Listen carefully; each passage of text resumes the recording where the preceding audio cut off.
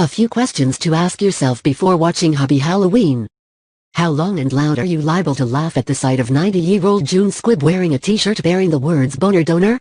What about one saying I shaved my balls for this? Or if you can read this, you're in fart range. If you're still merrily chuckling at the idea of Squibb wearing the words Kayaking Gets Me Wet across her chest, then proceed to Hubie Halloween. For you'll find all your holidays have come at once. That's about as good as the running gags get in Adam Sandler's latest Netflix joint, which isn't especially quick or funny even by the comedian's basic standards, but is also too cheerfully, indifferently silly to raise much ire.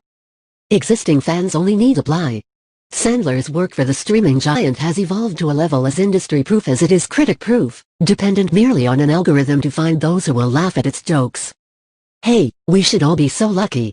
Yet the broad and multiple senses reach of Hubie Halloween suggests that fanbase spans a few generations. Essentially throwaway family entertainment with as much faint sexual innuendo as can fit under a PG-13 ceiling, the film offers Adam Sandler's once signature gross-out shenanigans in obligatory fashion.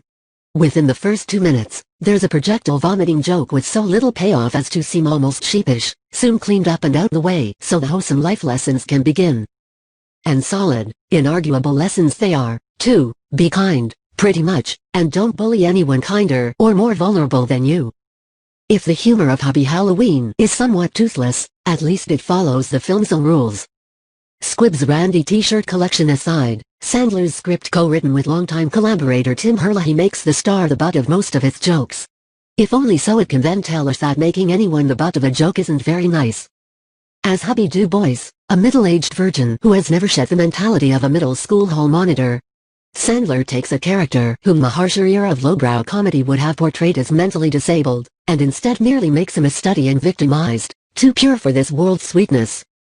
It's a fine line to walk, and the only one to be seen in a film otherwise drawn entirely with magic marker.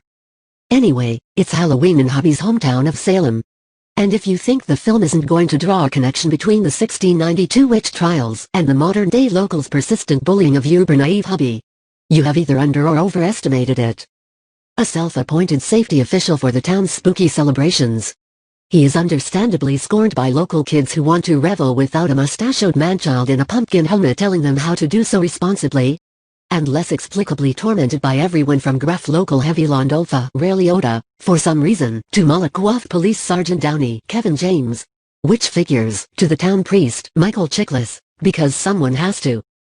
Not counting his zesty, overprotective mother, Squibb, the only person to give Hubie the time of day is his sweet-natured former classmate Violet Julie Bowen, a one-time homecoming queen for whom our tongue-tied hero has always carried a torch.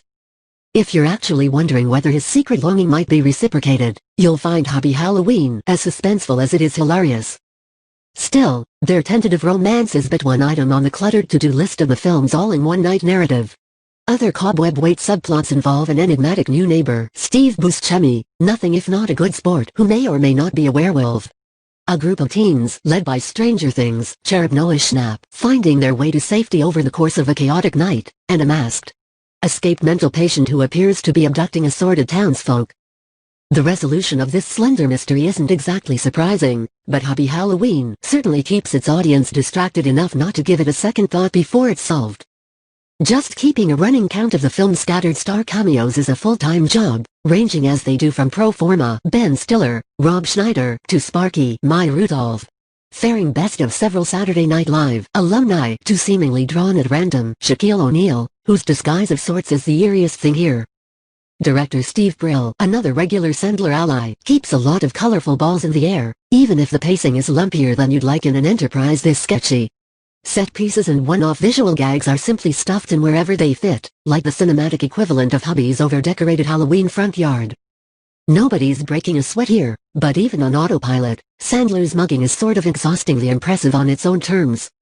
The actor's recent change of pace role in Uncut Gems may have earned him critical plaudits for real acting, but there's method and skill in this kind of shrill physical showmanship, even when it appears to be his default setting.